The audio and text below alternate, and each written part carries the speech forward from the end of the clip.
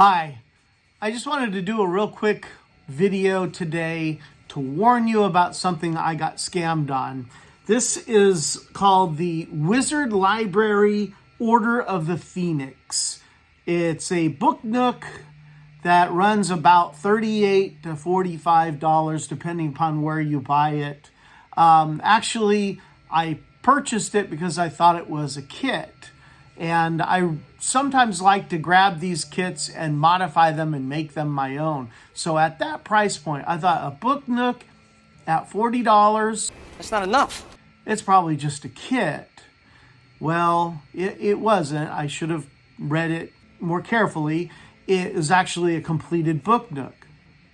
A completed Book Nook for only $40. Whoa, that's crazy. So I'm going to show you a couple of pictures of what it's supposed to look like and what I thought I purchased and then what I actually really purchased. So this is what I got in the mail. This is the Book Nook right here. Oh, that's crap, kid. And let's see here. If you see at the top there, the lighting on it is this little tea lamp. Let's see here. Get that turned on. Maybe it might be broken now. There we go. Got the tea lamp in there. And so I'm just going to compare that to the lighting that is supposed to be with it. And then there's other things in here too. Now, it's supposed to have an angled mirror in here to add depth. There's no mirror in here. There's no mirror.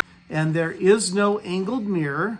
They instead angled the back wall to give it some depth, but it really doesn't. It really makes it just look very cramped. Supposed to be very dimensional.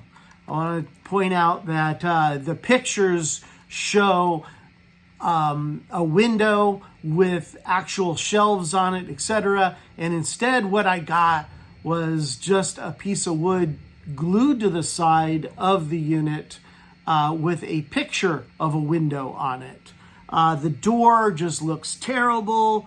There's nothing dimensional about this at all. It's very flat looking and very uninspired. The detailing on it is very, very poor. You can see there's like this little hanging sign. It's actually hung upside down in here. The whole thing is just really cheaply made. I can't imagine anybody really getting a lot of enjoyment out of this for their $40. And it's definitely not a kit, and that's my fault. I thought it was a kit. I should have read better. Perhaps you should read the instructions first. But anyway, don't get scammed. Really pay attention to what you're buying, I guess, would be the operative lesson there. All right. I'll see you next time.